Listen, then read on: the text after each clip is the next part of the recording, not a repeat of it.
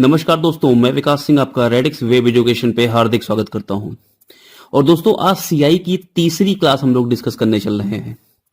पहली क्लास में हम लोगों ने डिस्कस किया था कि 4 साल तक का सीआई, 4 इयर्स तक का सीआई कैसे निकालते हैं। ये पहली क्लास में डिस्कस किया। दूसरी क्लास में डिस्कस किया कि 2 वर्ष के एसआई सीआई में डिफरेंस कितना था, है ना। यानी कि हमारा जो डिफरेंस आया वो कितना है, PR/100 का होल स्क्वायर। ये 2 साल के एसआई सीआई में अंतर था। 2 साल के एसआई सीआई में संबंध कितना था, तो मैंने देखा कि CI upon SI is equal to, ये हो जाएगा 200 प्लस आर अपॉन 200। ये दोनों हम लोगों ने रिलेशन देख लिया था। ठीक है, आज हम बात करेंगे 3 साल के एसआई और सीआई के डिफरेंस की। चलिए जरा समझते हैं। ठीक है, 3 वर्ष के एसआई सीआई में अगर हम अंतर दिखा लें तो 3 वर्ष का एसआई सीआई का अंतर क्या होता है। देखो, 2 साल के एसआई सीआई में डिफरेंस क्या होता है। 2 वर्ष के अगर साधारण ब्याज और चक्रवृद्धि ब्याज, ठीक है, में अंतर लिखें तो अंतर कितना होता है, आप अच्छे से जानते हो, होता है PR/100 पूरे का होल स्क्वायर। तो देखो यहां भी तो यही लिखा हुआ है PR/100 पूरे का होल स्क्वायर, बस साथ में ये अलग से लिखा हुआ है मल्टीप्लाई में, क्या, R + 300/100, है ना। ये 3 साल के एसआई सीआई में हमारा क्या है, अंतर है। क्लियर है इतनी बात। तो इस फॉर्मूले को दोनों को ध्यान में रखो, काफी इंपॉर्टेंट फॉर्मूले हैं। PR/100 का होल स्क्वायर, साथ में R + 300/100, इसका गुणा और होता है साथ में। क्लियर है। चलो कुछ फॉर्मूलों को समझते हैं, कैसे इस तरह के क्वेश्चंस को कर सकते हैं। देखो, जब कभी भी हमें रेट दिया होगा दोस्तों, है ना, रेट परसेंट जब कभी दिया होगा तो हम डायरेक्ट उसको कैसे कर सकते हैं, रेशियो में तब्दील कर सकते हैं। तो मैं प्रश्न आपको रेट पे भी डिस्कस करूंगा, है ना, प्रश्न आपको मैं इस फॉर्मूले पे भी डिस्कस करूंगा। चलो शुरू करते हैं। पहला क्वेश्चन देखो, 10,000 पर 3 वर्ष के साधारण ब्याज और चक्रवृद्धि ब्याज का अंतर 310 है। आपसे पूछ रहा है कि साधारण ब्याज की दर क्या होगी। देखो एक सीधी सी बात है, अगर मैं यहां पे अंतर वाला फॉर्मूला लगा दूं तो क्या हो जाएगा, अंतर का फॉर्मूला हो जाएगा यहां पे 3 वर्ष के एसआई सीआई का अंतर PR/100 पूरे का होल स्क्वायर और साथ में 300 प्लस R/100। ठीक है, अंतर कितना हो गया, 310 हो गया, बराबर मूलधन 10,000 दे रखा है। R कितना है यहां पे निकालना पड़ेगा, और ये 300 प्लस R/100। अब चाहो तो मैं इसको पूरा सॉल्व करूं, है ना, या तो फिर मैं यहां से वैल्यू पुट करके चेक कर लूं। भाई 310 आना है तो 310 तभी मिलेगा ना जब 300 में 10 जोड़ देंगे। इसका मतलब मुझे एक ही वैल्यू चेक करनी है यहाँ पे, 10 वाली। 10 जरा चेक कर लो भाई। देखो अब यहाँ पे कितना हो गया, ये 10,000 हो गया। ये हो जाएगा, अगर 10 रख दूं तो ये हो जाएगा 1/10 का होल स्क्वायर, यानी 1/100 आ जाएगा। अगर यहाँ पे 10 रख दूं तो हो जाएगा 310/100, यानी कि 31/10 हो जाएगा। तो ये 3 जीरो नीचे के 3 जीरो ऊपर के कट गए। देखो 31 × 10 कितना हो गया, 310 आ भी रहा है। इसका मतलब मेरा रेट परसेंट कितना होगा, ये होगा। बोलो क्लियर है बात। इतनी बात तो समझ में आ रही होगी। चलो आगे बढ़ते हैं, जरा समझते हैं और कुछ बातों को। यहां पे देखो, अगर 8,000 की राशि पर 3 वर्ष के साधारण ब्याज और चक्रवृद्धि ब्याज का अंतर पूछ रहा है, यदि दर 10% है, तो अगर 10% है तो जरा समझना, मैं कैसे भी बताऊंगा आपको इस तरह के क्वेश्चंस को। एक तो अंतर में निकालना पड़ेगा फॉर्मूले से ही, मैं फॉर्मूले का इस्तेमाल कर सकता हूं। कितना है, 8,000। आर कितना है यहाँ पे, 10/100 का होल स्क्वायर, और साथ के साथ 300 प्लस आर कितना हो जाएगा, 310 और बटे 100। बोलो क्लियर हो रही बात। ठीक है, अब देखो ये 2 जीरो से तो ये 2 जीरो कट गया, 1 जीरो से ये कट गया। ठीक है, कितना आ गया, 80 गुणे 1/10 का स्क्वायर, यानी 1/100, और गुणे ये हो गया हमारा 310। देखो 2 जीरो 1 जीरो 1 जीरो कट गए, कितना आ गया, 8 गुणे 31, 8 एकम 8 और 8 तिया 24, 248 रुपए का डिफरेंस आ जाएगा। बोलो क्लियर है बात। अब इसको, ये तो पहला मेथड था हमारा, इस क्वेश्चन को सॉल्व करने का एक पहला मेथड था। इसको हम और कैसे कर सकते हैं, जरा समझना इस बात को। भाई देखो, हमारे पास 10% है ना, 3 साल का एसआईसीआई का डिफरेंस निकालना है। इसका मतलब अगर मैं इसको रेशियो पे लेके चलूं तो जरा समझना रेशियो पे कैसा होगा। भाई 10% अगर एसआई की बात करें, ठीक है, तो एसआई कितना है हमारा, 10%। 10% पर 3 साल अगर मुझे एसआई मिलेगा तो कितना मिलेगा, 3 साल में 30% एसआई मिलेगा। ठीक है, यहां पे कितना मिलेगा हमें भाई, 10% पे अगर हम 3 साल एसआई की सीआई की बात करें तो सीआई कितना मिल जाएगा। अब इसको कैसे निकाल सकते हैं, या तो हम अपना इक्विवेलेंट वाला फॉर्मूला अप्लाई कर लें कि 10 प्लस 10 प्लस 10 बटे 10 बटे 100, 10 प्लस 10 प्लस 10 गुणे 10 बटे 100 कितना आ गया, 21 आ गया। तो ये 2 साल का हो गया। अब इस 21 को एक 10 के साथ और इस्तेमाल कर लो तो हो गया 10 प्लस 21 और प्लस 10 गुणे 21 बटे 100, यहां से देगा 33.1% का। ठीक है, बात क्लियर हो गई। अब ये 33.1% आ गया भाई, ये 33.1% सीआई है और 30% हमारा एसआई है, तो डिफरेंस कितना आ गया यहां से, तो आप डिफरेंस निकालोगे क्या, 3.1% का डिफरेंस है। ठीक है, तो ये 3.1% में 8,000 पे कैलकुलेट कर लूं तो 8,000 का 3.1% यानी 3.1 बटे 100, ये 2 जीरो यहां से कट गया, 1 जीरो से दशमलव हट गया, आ गया 8 गुणे 31 कितना रहेगा, 248। ठीक है, बोलो बात क्लियर हो रही है। यही चीज मैं अप्लाई कर सकता हूं किस पर, मैं यही चीज अप्लाई कर सकता हूं और एक रेशियो मेथड पर, जरा देखना तीसरा मेथड। अब जब देखो अगर ये सीआई एसआई होता तो भाई मुझे एसआई कितना मिलता, 30% मिलता। ठीक है, ये तो हम देख ही सकते हैं डायरेक्ट।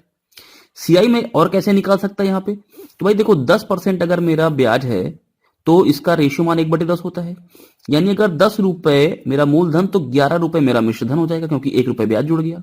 ये तो 1 साल में जुड़ा ना, तो 3 साल में कितना होगा, क्यूब कर दो, ये हो जाएगा 1,000 पर ये 1331 हो जाएगा, यानी 1,000 अगर मूलधन होता तो 1331 मेरा मिश्रधन हो जाता, यानी 331 क्या होता, ब्याज होता। 1,000 पर सीआई कितना, 331, तो 100 पर कितना, क्योंकि परसेंट में तो 100 पे निकालते हैं ना, तो सीआई 100 पर कितना होता, एक जीरो यहां से हटा देंगे तो एक अंक पे दशमलव लगा देंगे, 33.1 आ गया। बोलो सीआई 33.1, एसआई 30%। चाहो तो आप इक्विवेलेंसी का इस्तेमाल कर लो यहां से तब निकाल लो, या आप ऐसे रेशियो का इस्तेमाल करके निकाल लो। तो डिफरेंस कितना आ गया यहां पे, डिफरेंस आ गया फिर से 3.1 का ही, तो वही 8,000 का 3.1% निकाल लो। तो तीनों तरीके आपके पास हैं, आपको जैसे अच्छा लगता है आप वैसे करो। ठीक है, चलो आगे बढ़ते हैं अगले प्रश्न की तरफ। किसी राशि पर 5% की दर से 3 वर्ष का साधारण ब्याज 600 है, उसी राशि पर उतने ही समय में चक्रवृद्धि ब्याज कितना होगा। देखो एक जरा सीधी सी बात समझो, ये 3 साल है। ठीक है, इस प्रश्न को मैं ऐसे भी कर सकता था कि मूलधन निकालूं सब कुछ करूं, उतना तामझाम करने की आवश्यकता नहीं है। जरा लॉजिक समझना, ये एसआई की बात कर रहे हैं पहले। ठीक है, 3 साल का अगर 600 है भाई साहब तो 1 साल का 200 होगा, फिर अगले साल 200 होगा और अगले साल 200 होगा। बोलो बात समझ में आ रही है। जरा सीआई समझना ध्यान से, पहले साल तो ये जो सीआई होगा वही एसआई होगा, क्योंकि ये मूलधन पर मिलता है तो 200 तो रहेगा ही रहेगा। अच्छा, बाकी के अगले सालों की मैं बात कर रहा हूं दोस्तों, जरा ध्यान देना, बहुत ध्यान से इस बात को समझना। प्रश्न का उत्तर डायरेक्ट निकालेंगे, ठीक है, कुछ भी तामझाम करने की आवश्यकता नहीं पड़ेगी। ये बताओ ये 200 रुपए कहां मिला होगा, जो 200 रुपए ब्याज मिला है, जो एसआई भी मिल रहा है सीआई भी मिल रहा है, इसका मतलब ये मूलधन पर मिला होगा, प्रिंसिपल पर मिला होगा। बात क्लियर है। अगर ये मूलधन पर मिला है तो सीआई में मूलधन पर तो मिलेगा ही मिलेगा हमेशा, यानी यहां 200 तो मिलेगा ही मिलेगा, यहां भी 200 मिलेगा ही मिलेगा। ठीक है, लेकिन ये दूसरे साल मुझे इस 200 रुपए ब्याज पर भी ब्याज मिलेगा, इस 200 रुपए का 5% ब्याज ही तो मिलेगा। 200 का 5% कितना हो जाएगा, आ जाएगा 10 रुपए, यानी यहां पे 10 रुपए और मिला मुझे। अब तीसरे साल ये मूलधन पे 200 तो मिलेगा ही मिलेगा, साथ में ये 2 साल का पूरा ब्याज कितना है मेरे पास, तो भाई 200 200 410 कितना हो गया, 410।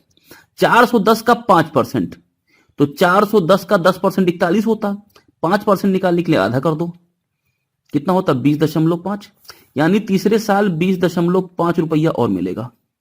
बात क्लियर है। तो देखो ये 200 ये 200 200 600 रुपए तो मिला ही मिला, साथ में 10 और 20 कितना हो गया 30.5 और मिल गया, यानी 630.5, यानी 630 रुपया और 98। ये क्या हो गया हमारा ऑप्शन बी। अरे बोलो बात समझ में आ रही है। मैंने कोई फॉर्मूला इस्तेमाल नहीं किया, केवल लॉजिक पे काम किया है। मैंने बोला कि भाई ये 200 रुपए कहां मिल रहा है एसआई पर, तो ये हर साल 200 तो देगा ही देगा, है ना। लेकिन जब मैं दूसरे साल जाऊंगा तो ये 200 तो मुझे मूलधन पर मिलेगा ही मिलेगा, ये तो मेरी एकदम पैतृक संपत्ति है, तो मिलना ही मिलना है। लेकिन साथ में जो ये पहले साल का ब्याज मिल चुका है 200, इस पर भी तो 5% यानी कि 10 रुपए का ब्याज मिलेगा एक्स्ट्रा। यानी अब टोटल 2 साल में कुल कितना मुझे ब्याज मिल गया? तो भाई ये 200 200 410 कितना हो गया? 410 रुपए का ब्याज। यानी अगले साल ये 200 तो पैतृक संपत्ति मिलेगी ही मिलेगी, लेकिन साथ में ये 410 का 5% ब्याज और मिलेगा। तो मैंने ऐसे निकाल लिया भाई, 410 का 10% 41 होता है, तो 5% आधा ही तो होता है, 41 का आधा कर दो, 20.5 रुपए आ गया। या आप डायरेक्टली निकालो 41 या 410 का 5%, तो 410 गुणे 5/100। ये करने के तरीके हैं, 41 गुणे 5/10 करोगे तो ये देखो वही आ गया ना 41/2। तो उसको मैंने ओरली कर दिया था बस केवल। तो ये 200 200 400 200 600 तो मिला ही मिला, और साथ में देखो 10 रुपए एक्स्ट्रा यहां से मिला और 20.5 रुपये यहां से मिला, तो 30.5 रुपए का और मुझे प्रॉफिट हुआ यहां से। तो 630 और 10.5, ऑप्शन कौन सा? B part. क्लियर हो रही बात? तो प्रश्नों को ऐसा नहीं कि हमेशा फॉर्मूले से ही करेंगे, मैं आपको लॉजिक भी इसीलिए समझा रहा हूं कि जरा इसको समझने की कोशिश करो कि लॉजिक से कैसे इस्तेमाल कर सकते हैं प्रश्नों को, है ना। चलो आगे बढ़ते हैं और जरा समझते हैं कुछ और बातों को यहां पे। अब देखो, हमें 6 साल का एसआईसीआई का, 2 साल का एसआईसीआई का डिफरेंस पता था, 3 साल का एसआईसीआई का डिफरेंस मुझे पता है। अगर मैं इन दोनों डिफरेंस का रिलेशन निकालूं, अनुपात निकालूं, तो भाई देखो 2 वर्ष का एसआईसीआई का जो डिफरेंस था, 2 वर्ष का एसआईसीआई का डिफरेंस, उसको मैंने डिफरेंस 1 लिख दिया, ठीक है। वो कितना हो गया मेरा? पी आर बाई 100 और पूरे का होल स्क्वायर। अगर मैं 3 साल के एसआईसीआई का डिफरेंस लिखूं तो 3 वर्ष के एसआई और सीआई का डिफरेंस, उसको मैं डिफरेंस 2 नाम दे दे रहा हूं, ठीक है। वो कितना हो जाएगा? पी आर बाई 100 और पूरे का होल स्क्वायर, इतना तो रहेगा ही रहेगा, और साथ में 300 प्लस r/100 और रहेगा। अगर मैं ये 3 साल के एसआईसीआई के डिफरेंस को 2 साल के एसआईसीआई के डिफरेंस से डिवाइड कर दूं, यानी देखो डिफरेंस 2 अपॉन डिफरेंस 1, तो देखो ये पूरा का पूरा कट जाएगा, ये वाला भाग ऊपर चला जाएगा, ये नीचे आ जाएंगे। यानी कि डिफरेंस 1 क्या है हमारा? 2 साल के एसआईसीआई का डिफरेंस। डिफरेंस 2 क्या है? 3 साल के एसआईसीआई का डिफरेंस। तो देखो ये डायरेक्ट हमारा रिलेशन बन रहा है कि नहीं बन रहा है? 100/r+300। इसको डायरेक्ट कर सकते हैं, ये प्रश्न परीक्षा में पूछा गया है डायरेक्टली। यदि दर परसेंटेज, देखो यहाँ पे मूलधन का कोई काम ही नहीं है, मूलधन यहाँ पे इस्तेमाल ही नहीं हुआ है, तो मूलधन कुछ भी रहे क्या फर्क पड़ता है?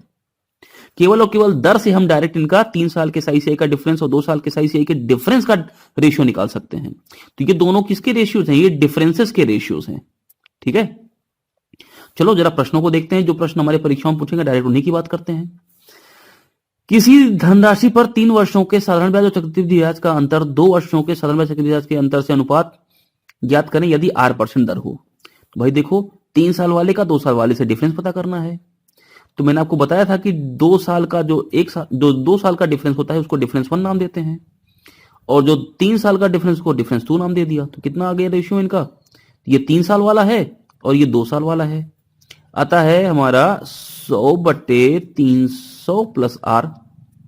तो भाई हमसे क्या पूछा है? 3 साल वाले का 2 साल वाले का डिफरेंस, तो यानी कि ये D2 ऊपर जाएगा, D1 नीचे आएगा, तो हो जाएगा 300 प्लस r/100। ये प्रश्न का उत्तर है। चलो इस प्रश्न को देखो, किसी धनराशि पर 3 वर्षों के साधारण ब्याज और चक्रवृद्धि ब्याज का अंतर 2 वर्षों के साधारण ब्याज चक्रवृद्धि ब्याज के अंतर से अनुपात 16:5 है, दर परसेंट बता दो।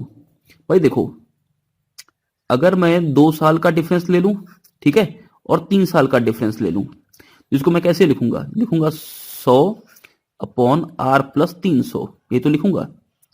तो ये 300 वाला देखो ये दिया है 3 साल वाला, और ये 2 साल वाला डिफरेंस है, रेशियो है। तो भाई 5/16 लिख दूं इसको, या आप D3/D2 लिखते तो भी कोई दिक्कत नहीं थी। यानी कि 5/16 बराबर 100/r+300। 5 से ये कटा 20 बार, 16 दूना हो गया 32, 320 बराबर कितना? 300 प्लस r, तो r की वैल्यू कितनी हो जाएगी? 20% आ जाएगी। बोलो बात समझ में आ रही है? दर परसेंट कितनी आ गई? 20%। तो देखो मैं कभी फॉर्मूले के पक्ष में नहीं रहता हूं, लेकिन जो फॉर्मूले हमारे काम को आसान करते हैं वो तरीके तो हमें बिल्कुल जानने चाहिए भाई, क्या दिक्कत इसमें? बहुत सी चीजों को याद करना पड़ेगा, बहुत सी चीजों को मेमोराइज करना पड़ेगा। तो ये 2-3 फॉर्मूले तो मैं आपको सीआई में याद कर रहा हूं, इसी को ध्यान रखना है, बाकी क्या ध्यान रखना है? अब ये थोड़ी ना कि एक ही मेथड लेके चलेंगे, रेशियो लेके चलेंगे या फिर परसेंटेज लेके चलेंगे। अरे जहां मुझे डायरेक्ट, अब इसी प्रश्न को अगर आपको करना है तो जरा करके दिखा दो रेशियो वाली फॉर्म से, हम समझ जाए कितना आ रहा है। तो जहां पे जल्दी होगा वहां पे जल्दी करेंगे, सीधी सी बात है। तो जो फॉर्मूले मैंने आपको बताए उनको ध्यान रखो, उन पे प्रश्न डायरेक्टली एग्जाम में पूछे जाते हैं। क्लियर है? तो आज की क्लास को यहां पे समाप्त करते हैं, मिलते हैं कल की क्लास में। तब तक के लिए पढ़ते रहिए और इन सारी क्लासेस को एक बार रिवाइज भी कर लीजिए। तब तक के लिए धन्यवाद।